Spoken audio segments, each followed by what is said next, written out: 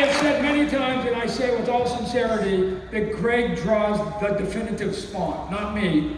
I think he defines Spawn. And when I actually go back and I draw it, I'm actually following his trail. Without him coming on board, doing 80 plus issues of the book, and then giving you that look in 300, that last page where he says, I am Spawn, right? I knew when I had that story, there's only one guy that was going to be able to pull it off. It wasn't going to be me. And so I am eternally grateful to this man for basically putting something.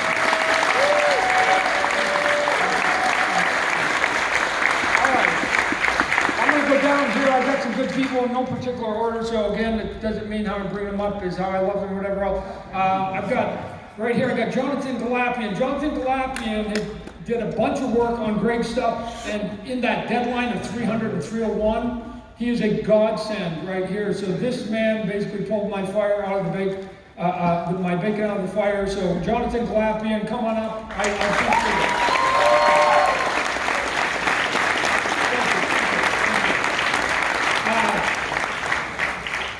There was this young man when we started Image Comic Books, and I was a super admirer of him, but I couldn't really tell him because you never want the people that are younger to know that you actually think they're better than you. Right? It's not a good thing because they'll always ask for a raise, right? So, but Jim Lee started his studio, and they had this kid, J. Scott Campbell, and I could just see from the moment I saw his stuff that he had a look in there, and when he jumped on board 300, it was to not only do a cover, but I go, come on, you got to do some pages.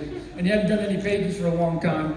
And I had to sort of see if I could get him to get 8. He got so enthusiastic, he phoned me up one day and he goes, can I take it to 9 so I could do a 2-page spread? So, J. Scott Campbell coming on board, appreciate it.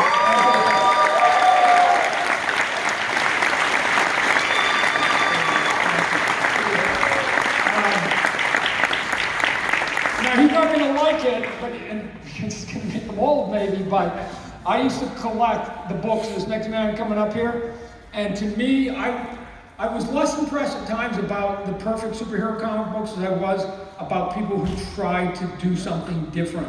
And when I saw his work, and I saw some of the stuff he did, and especially he did this Batman Spectacular or something, and I saw that story, I just went, oh my God, I have another piece of a recipe on how to do capes and do mood and whatever else, and he hasn't stopped innovating his artwork. Mr. Bill Sienkiewicz.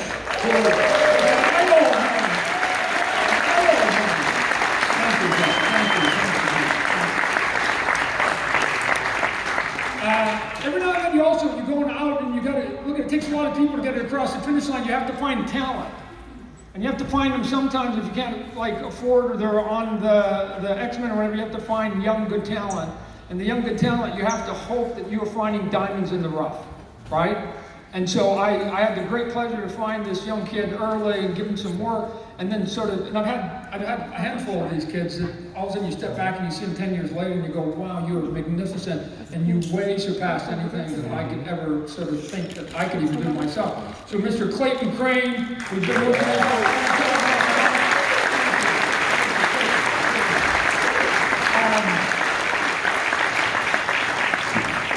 when you're also doing a book, I mean, I forgot Angel Medina did a hell of a run for me too, right? I was very proud of the first 150, 200 issues of Spawn that you could count on one hand, the number of artists that were on that book. Todd, Greg, Angel, we were almost at 150 with 3 of us, right? I never liked books when I was growing up that always changed every 3 issues. They bugged me, right? And so I was always looking for steady hands to come on. And so the current artist on the book, maybe that he wasn't built for that and hadn't been doing it per se, wasn't known for that. But I just gave him a pep talk and said, hey, I want you to see if you can sort of climb this mountain of monthlies. I know it's not fun. Let me tell you, monthlies are not fun. Every one of these people will tell you it can be a grind at some point. But he took the challenge and sort of took my book into a look that I needed to morph into that will be way closer to what that movie will look like, right? And so this is Jason Sean Alexander, who current Spawn Alexander.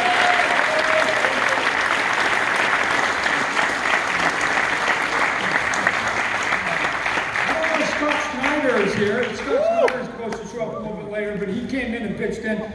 Look, I didn't get to write all the book. He came in and did some great stuff, so you also need help. So Scott Snyder might show up. We'll get him up here. The last 2 gentlemen, up here that I have my partner at Image Comic Books. Without Image Comic Book, then none of this exists. None of this exists. Our newest partner right here, the publisher that has helped to foster all the 70 books that we now currently do. Forget Spawn. All the current books, and I hope that some of you in here will bring some of your books to us so we can do even more. I've got right here Eric Stevenson, who's been a godsend again in terms of being a guiding light to all of what we do for the new generation of image creators. So thank you to Eric Stevenson.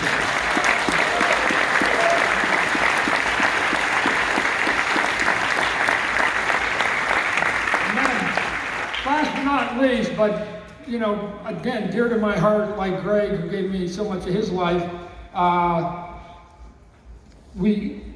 don't know if you guys know, and I've told the story off and on, when we flew from the West Coast to the East Coast, that fateful day that we were going to go upstairs to Marvel and say, we quit. Nothing you can do. We'll quit. We're not making any demands. You just quit. We're going to go on. We're going to move. When we got on that plane, there was 4 of us in Image Comics. 4. There was Rob Liefeld, Eric Larson, and myself. We had been talking nonstop for months, right? So we had months of thinking about what we were going to do, how we were going to create this thing. And Rob Liefeld early in the game said, can I bring Jim Valentino on? Cool, the more the merrier. That was the 4. We land in New York City. We were less than 24 hours from going up to that fateful meeting with 4 of us. And then, as I tell people my entire life, you just need dumb luck to happen in your life to be successful to a certain point. You have to hit these forks in the road. And the fork in that 24 hours happened twice. I was in New York, there was an auction going on. I was just biding my time that day. And I walk into the auction, I sit back, and I'm sitting there, and there's a young man named Jim Lee sitting there. Now, Jim Lee is rocking it with X-Men at that point. Jim Lee, I'm a good salesman, and I turn to him, and he goes, what are you in New York for, Todd? And I give it to him. And I sell him hard. And I know he's doing at that point, the best-selling book and the most popular characters in the company. But I knew if we could get him, then this message would be louder, because it was like the Rebels were going, but one of the guys that supposedly would never leave was going to be there. And Jim phones me back about 2-3 hours later and said, it sounds exciting, I'm going to come. Can I bring Will Spertaccio with me? 4 became 5, became 6. And I go, wow, my heart's pounding, because I go, we're charging into this meeting on Monday morning, and we're going. And as I'm walking through the lobby, just as I'm gonna hit the elevator button to go upstairs, to go to bed, to get ready for the 8 o'clock meeting, Mark Silvestri is standing right there. And so, Mark Silvestri is sitting right here. Come on up, Mark Silvestri.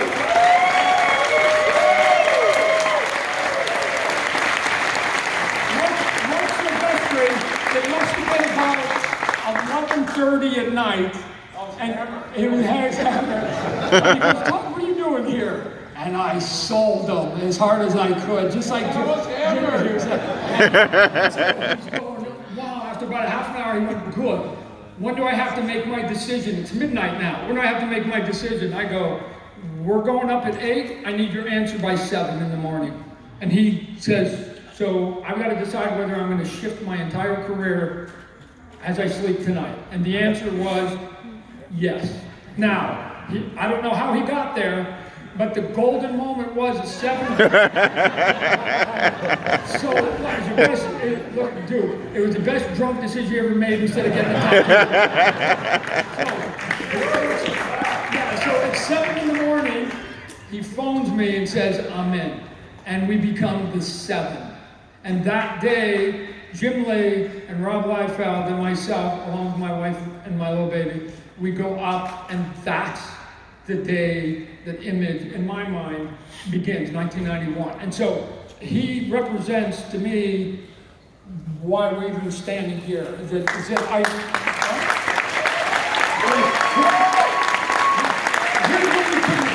what we could never do, any of us, on our own. We could never leave one at a time. They had been doing it for decades. Jack Kirby, and they took advantage of it. And Neil Adams and Gil Kane, they all came one at a time. It was too easy to replace one. And to me, I knew we had to do it as a group. And it was only as a group that it was going to make an impact. Because one person quitting, that's been happening every week of comic book. And we need to do it as a team. And that same team has now led me to today. This team here, amongst dozens of other colorists and other people who have helped me along the way, to get this record. And here's what the record is. Let's just be clear what the record is, because people sometimes use the wrong word. It is not the longest running independent comic book. I disavow the word independent, because corporations can own independent companies. It is the longest runner, creator-owned comic book. And that's important to me, because that means that the person who started the idea is still in charge of that idea. And you didn't have to make any concessions around that.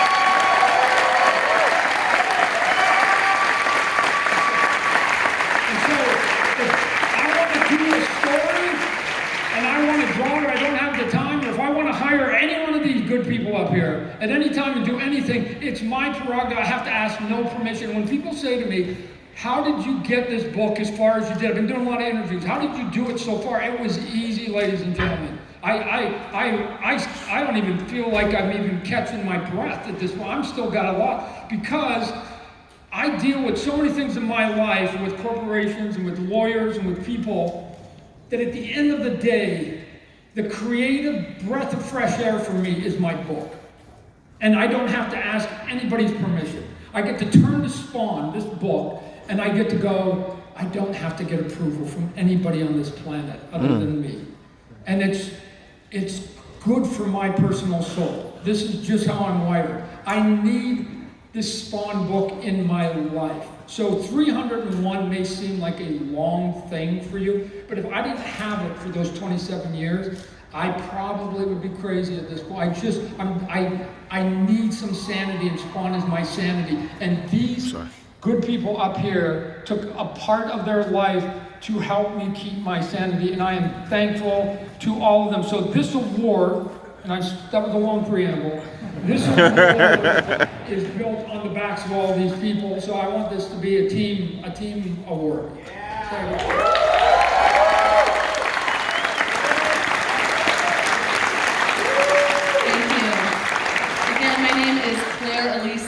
I'm an official adjudicator for Guinness World Records. I'd like to thank New York Comic Con, Image Comics, and the entire Spawn team for inviting me here today. I'm incredibly honored to be presenting such an impressive achievement, especially at an event where works and the creators are celebrated with such enthusiasm by their fans. At Guinness World Records, one of our most cherished values is passion. As I reviewed hundreds of issues of Spawn, in fact, the entire catalog, reviewing this record, the passion from Todd McFarland and his team was very apparent as I did so. Yeah! I've seen many world records broken, and they come in many different types. Some take seconds, minutes, days, or weeks, but what has been achieved here has been nearly 3 decades in the making. Another one of our key values is inclusiveness. With Spawn, Todd and his team have shown that heroes and anti-heroes come in all shapes and sizes, and by co-founding Image Comics, have enabled a new generation of creators to share their stories with the world. At Guinness World Records, we also recognize success, not in a limited way. So today we are recognizing what is unique about Spawn and all the titles under Image Comics, that they are in fact creator owned.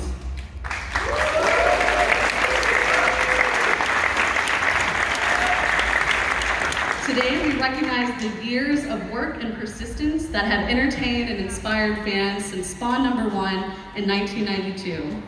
After extensive research and review of this record, I can officially affirm at 27 years and 301 issues that Todd McFarland's Spawn holds the official Guinness World Records title for longest running, creator-owned superhero comic book series Congratulations, you are officially amazing.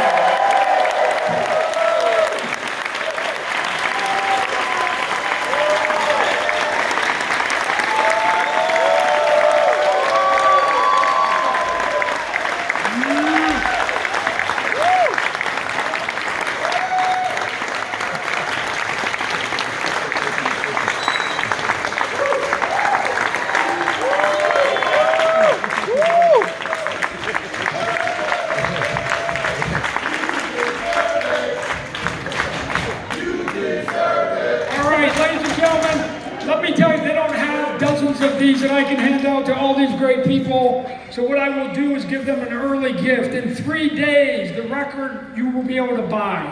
The record book, 301, you will be able to buy. But since I have an inside track on all of that, I actually have a handful of those record-setting books sitting right here. And so it will be, as I see these great gentlemen off the stage, it will be my pleasure, again, in no particular order, to give them their book. Hopefully if they did the cover, I'm going to give it to them, but they will get their book with their cover for the very, very first time. So I would like to start with the guy who took us up over the hill, Mr. Greg Capullo. This is the first issue.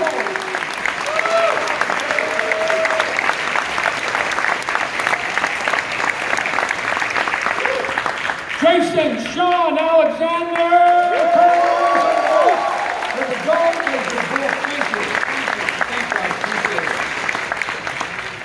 Look, the guy I looked up to for a lot of years before I basically got to call him a friend and a peer, Mr. Bill Sienkiewicz. Mr. Bill Sienkiewicz. There you go. Thank you, Bill. Oh, Jerome Pena. Where's Jerome Pena? Somebody said he's here. Is he here? Jerome, come on, jeez, I missed Jerome. Jerome Pena is up here. I forgot Jerome and all of that. Jerome Pena, ladies and gentlemen, we're going to show you a little bit later, but if you haven't seen the cover to 300, take a look at it and take a look at 301, because between those two covers, he's essentially showed you a tease of what's about to come and spawn for the next 100 issues, right? Wow. The tsunami of characters is coming. That we officially at 301 are starting, quote unquote, the Spawn verse, and it's going to be coming in a big way, and he's basically just going to tease you with some of those right there. So Mr. Jerome Pena, thank you for coming on board. I appreciate it. Thank you. I've been signing a lot of your books too. They like your cover.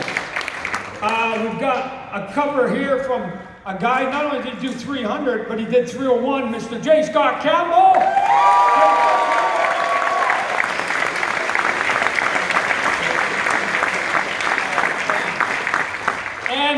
The young kid who I'm so proud of turned into a hell of an artist as he grew up, just like Greg. When I picked him, look, people said, did you ever know Greg was going to be that good? No. I knew he was going to be really good. I didn't know he was going to be great. And he turned out to be great. You never know when you're drafting Hall of Famers, and he turned into a Hall of Famer. And he's humble, too. So, that's it. So this goes to Clayton Crane. Clayton, there's Clayton's book. Right there you go, thank you. And Clayton does a chapter in that book for me too. I've got, like I said, Jonathan Glapian came in and just saved me at the end there, so I'm going to give him my cover to 301. So he will get the first book with my cover that's in there. I appreciate it. Thank you. Nice. Thank you. And then I've got another book here for Mark. It's got your name in it because you're in the credits there. I've got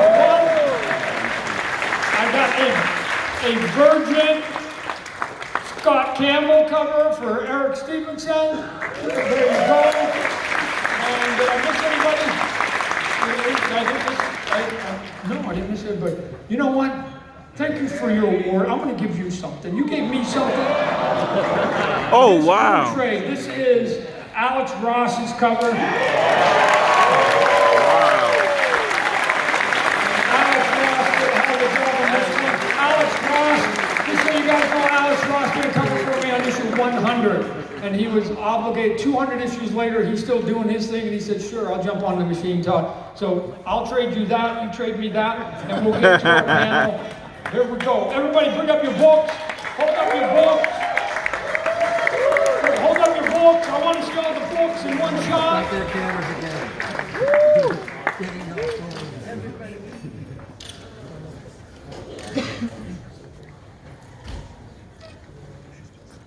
And you people in the back, you're not even going to be able to see those comic books. What are you talking about? You think your camera's that good? It's not. All right, everybody, thank you. One last applause for everybody.